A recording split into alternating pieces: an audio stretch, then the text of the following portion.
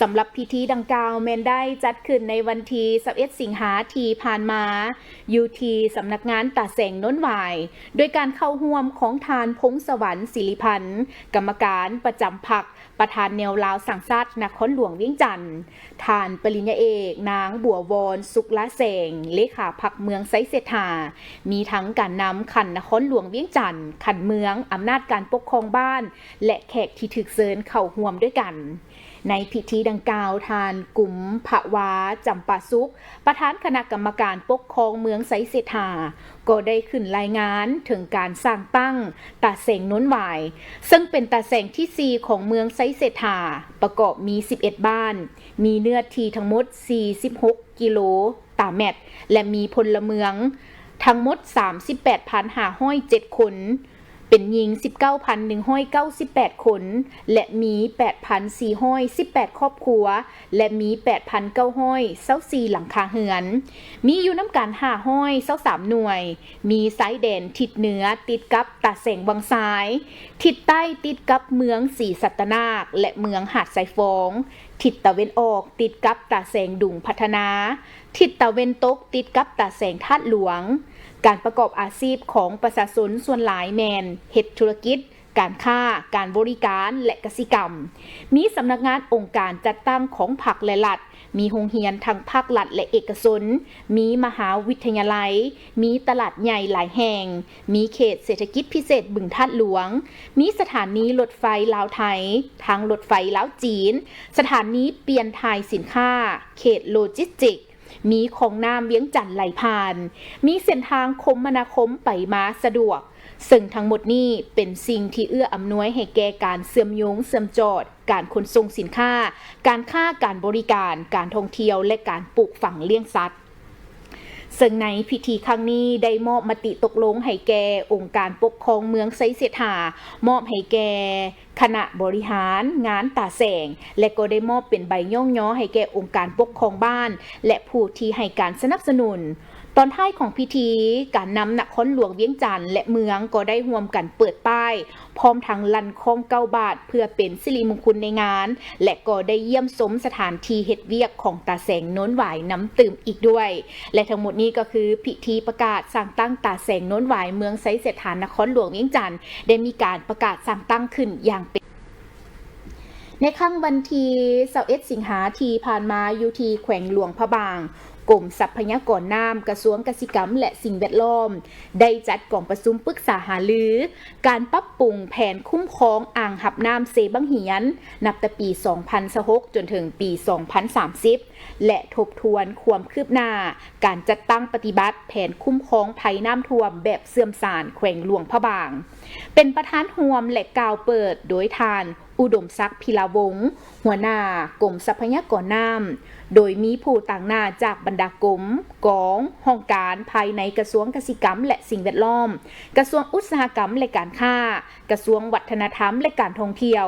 พร้อมด้วยผู้ต่างหน้าจากแขนงการที่เกี่ยวข้องทั้งขันศูนย์กลางขันแขวงขันเมืองทีมงานวิชาการและองค์การจัดตั้งคู่ร่วมพัฒนาเข้าร่วมด้วยกันในพิธีเปิดประธานก็ได้เน้นให้เห็นว่าอ่างหับน้ำเซบังเหียนเป็นอ่างหับน้ำที่มีความสำคัญยุทธศาสตร์ทางด้านเศรษฐกิจสังคมการเกษตรกรรมและระบบนิเวศในพื้นที่ภาคใต้ของลาวแต่ถึงอย่างใดก็ตามในระยะผ่านมาการคุ้มครองอ่างหับน้ำได้ประเสริญกับสิ่งที่ท้าทายหลายประการเป็นต้นก็แมนผลกระทบจากการเปลี่ยนแปลงดินฟ้าอากาศการขยายตัวของประชากรและความต้องการนำไส้น้ำที่เพิ่มขึ้นซึ่งสิ่งเหล่านี้จึงเรียกร้องให้มีการนำไส้กลไกการคุ้มครองทรัพยากรน้ำแบบเสื่อมทรามที่มีคุณภาพมีวิทยาศาสตร์และแพทย์เหมาะกับสภาพความเป็นจริงสำหรับจุดประสงค์หลักของกองประชุมในครั้งนี้แม่นเพื่อ 1. ทบทวนและประเมินผลประเมินคืนข้อสะดวกข้อยุ่งยากส่องวางและบทเรียนที่ถอดถอนได้จากการจัดตั้งปฏิบัติแผนคุ้มครองอ่างหับน้ำเซบังเหียนในระยะผ่านมา 2. กำหนดทิศทางและมาตรการนับแต่ปี 2026 จนถึงปี 2030 ปรับปรุงห่างแผนการและสารบานของแผนคุ้มครองอ่างหับน้ำให้มีความสมบูรณ์สอดคล้องกับแผนพัฒนาเศรษฐกิจสังคมเพื่อรับประกันการนำไส้น้ำอย่างยืนยงการฟื้นฟูระบบนิเวศและการลดผ่อนผลกระทบจากภัยธรรมชาติอย่างเช่นภัยน้ำท่วมและภัยแห้งแล้งอันที่ 3 เพื่อความร่วมมือสร้างความเข้าอกเข้าใจและการมีส่วนร่วมระหว่างแขนงการทุกภาคส่วนทั้งขั้นศูนย์กลางท้องถิ่นและคู่ร่วมพัฒนานั่นเองและทั้งหมดนี้ก็คือกล่องประชุมปรึกษาหารือการปรับปรุงแผนคุ้มครองอ่างหับน้ำเซบังเหียนและความคืบหน้าในท้ายอาทิตย์ที่ผ่านมากองบัญชาการทหารนครปักเซแขวงจำปาสักได้ระดมกำลังพลลงปฏิบัติงานภาคสนามอย่างหีบด่วนเพื่อจัดเลี้ยงกระสอบทรายสร้างคูกันน้ำป้องกันเขตจุดสุมที่มีความเสี่ยงถึงน้ำท่วมขังโดยเฉพาะบริเวณหัวขัวน้ำข้ามเสโดนบ้านทาหินนครปักเซเพื่อรับประกันถึงความปลอดภัยแก่ชีวิตและทรัพย์สินของพ่อแม่ประชาชนซึ่งว่าการปฏิบัติหน้าที่ในครั้งนี้โดยการซี้น้ำโดยกงจากทานพันโทวันไซเจียงคำหัวหน้าการเมืองกองบัญชาการทหารนครปักเซพร้อมด้วยพนักงานหนักหบที่ได้เข้าร่วมและก็ร่วมแห้งร่วมใจกันลงปฏิบัติหน้าที่ตัวจริงอย่างตั้งหน้าสำหรับการลงสร้างคูกันน้ำดังกล่าวนี้ถือเป็นมาตรการตั้งรับด้านยุทธศาสตร์เพื่อกักเกี่ยมความพร้อมรอบด้านในการรับมือกับสภาพภัยพิบัติทางธรรมชาติและป้องกันบ่ให้น้ำจากแม่น้ำเซโดนไหลสู่เข้าท่วมเขตพื้นที่ต่ำในขอบเขตนครปักเซเพื่อรับประกันให้มีความปลอดภัยสูงสุดในระยะฤดูฝนนี้ซึ่งว่าในขณะเดียวกันด้วยความเป็นห่วงเป็นใยต่อพ่อแม่ประชาชนผู้ประสบภัยและเป็นการเยี่ยมยามให้กำลังใจกำลังป้องกันชาติเลขาพรรคแขวงและประธานคณะกรรมการปกครองแขวงจำปาสักพร้อมทั้งทานเลขาคณะพรรคนครปักเซก็ได้ลงติดตามกวดกาสภาพตัวจริงและก็ได้ให้การซี้น้ำอย่างใกล้ชิดพร้อมทั้งได้สุกยู่ให้กำลังใจแก่นายและพลทหารที่กำลังเล็งสร้างคูกันน้ำอย่างหีบด่วนในพื้นที่ดังกล่าวนี้ตื่นอีกด้วยซึ่งทั้งหมดนี้ก็ถือได้ว่าในค่ำวันที่21สิงหาที่ผ่านมาทางคณะสื่อมวลชนลาวโดยการนำพาคณะของทานเพชรมณีพรหัวหน้าคณะโฆษณาอบรมแขวงหัวพันได้สืบต่อทัศนศึกษาและเยี่ยมยามบ้านสันมานเมืองเมืองหานนครจิงหงเขตปกครองตนเองของชนเผ่าใต้12พันนาแขวงยุนนานสปจีนโดยการต้อนรับของทานตงย่านหัวหน้าศูนย์การศึกษาและฝึกอบรมของกลุ่มการสื่อสารสากลจีนสำหรับบ้านสามมานขออภัยสำหรับบ้านสานมานเป็นกลุ่มบ้านของชนเผ่าใต้ประกอบมี3บ้านเป็นบ้านธรรมชาติของชาวไตรที่ร่วมกันพัฒนาตั้งอยู่ที่เมืองหานนครจิงหงแขวงยุนนานในเขตปกครองตนเองชนเผ่าใต้12พันนาประกอบด้วย3บ้านของชนเผ่าใต้ก็คือบ้านคงใต้บ้านลวนจานบ้านคงไม้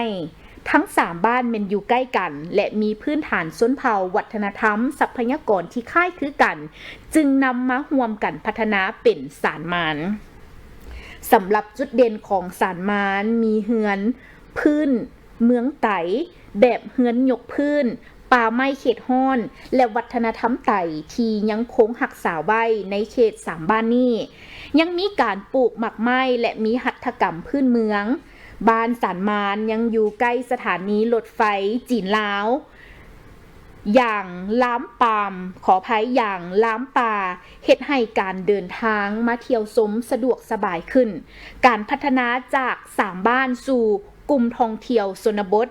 ซึ่งทั้ง3บ้านได้หันมาร่วมกันวางแผนและแบ่งบทบาทในปี 2023ได้วางแนวทางในการพัฒนาโดยอิงใส่ประสบการณ์วัฒนธรรมไต่และหัตถกรรมมรดกพื้นเมืองที่พักและการพักผ่อนเพื่อสุขภาพกิจกรรมกีฬาและพักผ่อนซึ่งแผนการนี้เฮ็ดให้สานมานกลายเป็นเขตสาธิตการพักอาศัยท่องเที่ยวชนบทที่มีทั้งกินพักเที่ยวสมซื่อและกิจกรรมพักผ่อนการนำของเก่า มาสร้างมูลค่าใหม่เป็นอีกหนึ่งจุดที่น่าสนใจโดยเฉพาะเป็นการนำเอาทรัพย์สินและสถานที่เก่าๆมาปรับปรุงให้เกิดประโยชน์อย่างเช่น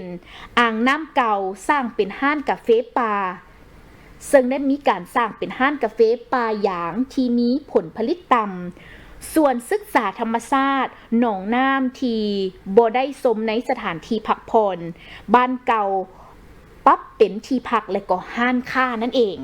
ซึ่งพร้อมเดียวกันนั้นยังมีการสาธิตการเฮ็ดเจี้ยไตรเครื่องปั้นดินเผาการแปรรูปโกโก้และงานหัตถกรรมเพื่อให้นักท่องเที่ยวได้เรียนรู้ถึงวัฒนธรรมไต่โดยกงฮู้แบบบ้านสานมานเน้นให้ชาวบ้านเป็นผู้ร่วมตัดสินใจร่วมพัฒนาร่วมดำเนินงานและร่วมได้รับผลประโยชน์ซึ่งในปี2025ธุรกิจหลายรูปแบบในเขตสานมานมีมูลค่ารวมหลายกว่า 2.58 ล้านหยวนเฮ็ดให้ประชาชน3บ้านมีเวียกเฮ็ดงานทำมีรายรับมีชีวิตการเป็นอยู่ที่นับมือนับดีขึ้นเรื่อยๆถึงย้อนแนวนั้นบ้านสามานจึงเป็นตัวอย่างของการนำวัฒนธรรมไต่ทรัพยากรธรรมชาติการท่องเที่ยวและการมีส่วนร่วมของชุมชนมาเชื่อมโยงกันจากอดีตที่3บ้านต่างคนต่างพัฒนามาเป็นการร่วมกันวางแผนแบ่งบทบาทและการสร้างรายรับร่วมกันสั่งรวมแล้วบ้านสานมานเป็น3บ้านชนเผ่าไตรที่ร่วมแรงร่วมใจกันรักษาลักษณะชุมชนพร้อมทั้งเปลี่ยนทุนวัฒนธรรมและธรรมชาติเป็นรายได้จากการท่องเที่ยวนั่นเองถือว่าเป็นอีกหนึ่งสถานที่ที่น่าสนใจกันเลยเนาะที่ทั้งคณะสื่อมวลชนลาวได้ไปทัศนศึกษาถือว่าได้เรียนรู้หลากหลายอย่างบ่ว่าจะเป็นการดำรงชีวิตวิถีชีวิตการดำรงรวมไปถึงเครื่องมือหัตถกรรมและการ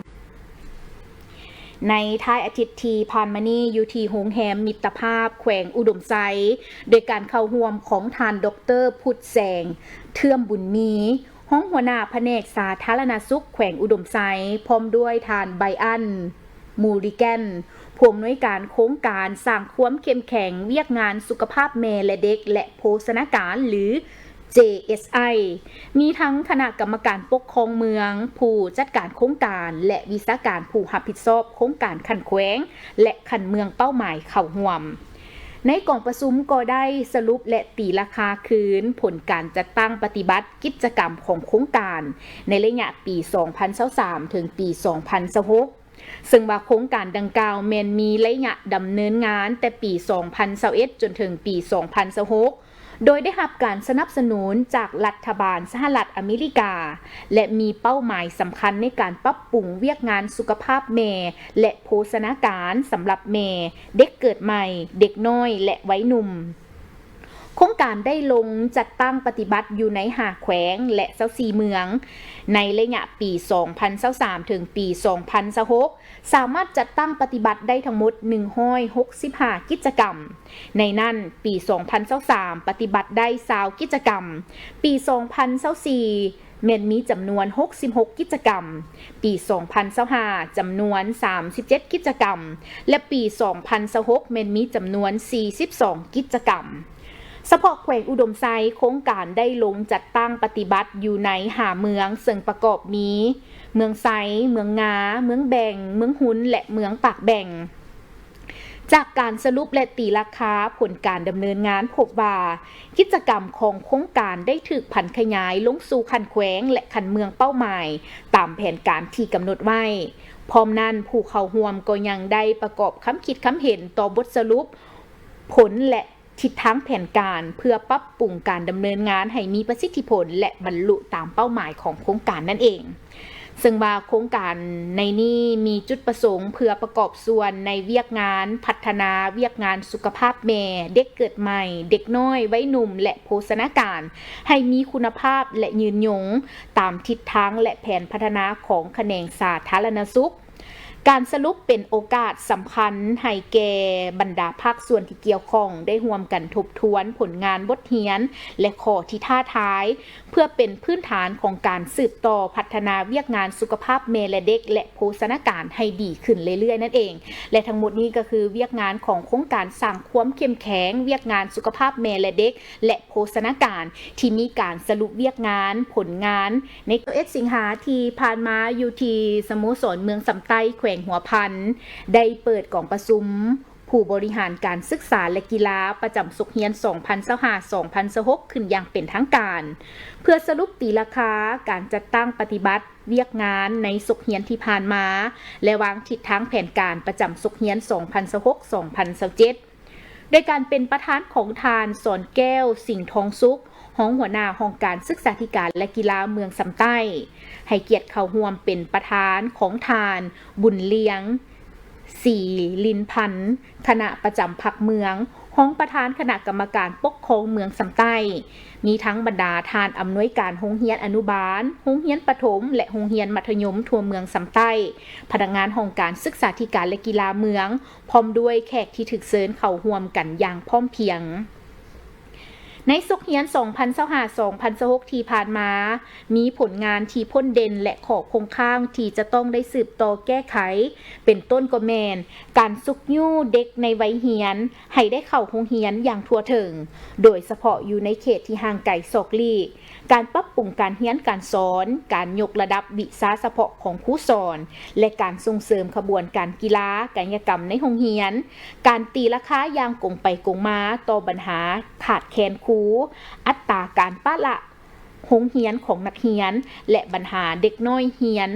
บ่อยากไปโรงเรียนนั่นเองและก็ในสำหรับศุกร์เฮียน 2025 ขออภัยในสำหรับศุกร์เฮียน 2026-2027 นี่แม่นจะได้สุ่มใส่การกะเกียมเปิดศุกร์เฮียนใหม่ให้มีความเป็นระเบียบเรียบร้อยการเตรียมความพร้อมทางด้านอาคารสถานที่ครูสอนปึ้มแบบเฮียนและการเพิ่มมาตรการซุกยู่ให้นักเฮียนมาเฮียนอย่างครบถ้วน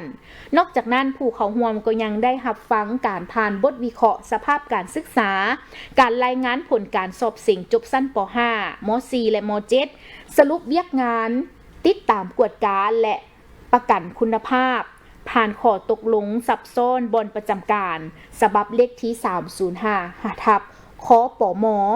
พร้อมเดียวกันนั้นในโอกาสดังกล่าวนี้ก็ยังได้มอบเป็นใบย่องย่อให้แก่นักเรียนเก่งสั้นป .5 จำนวน6น้องเป็นหญิง5น้องและก็นักเรียนเก่งสั้นม .4 จำนวน16น้องเป็นหญิง15น้องพร้อมทางได้ประดับเหรียญกาละนึก50 ปีให้แก่พนักงานทันแถวการศึกษาและครูอาจารย์ทั่วเมืองสำไต้จำนวน254หน่วยอีกด้วยพร้อมนั้นอยู่ในตอนท้ายของกองประชุมทานบุญเลี้ยงสีลินพันธ์คณะประจำพรรคเมืองห้องประธานกรรมการปกครองเมืองสำไต้ก็ได้ซี่นำเพื่อให้ผู้บริหารการศึกษาทุกชั้นเรียนให้เอาใจใส่ปรับปรุงแบบแผนวิธีการเฮ็ดเวียกสร้างความเข้มแข็งให้แก่การพัฒนาการศึกษาขั้นชุมชนและการร่วมมือกับผู้ปกครองอย่างใกล้ชิดเพื่อพัฒนาคุณภาพการศึกษาของเมืองสำไต้ให้ดีขึ้นเรื่อยๆนั่นเองและนี่ก็ถือได้ว่าเป็นการสรุปตีราคาเวียกงานของการศึกษาในศุกร์เฮียน 2025-2026 และแผนการสำหรับการรับมือในเวียกงานการศึกษา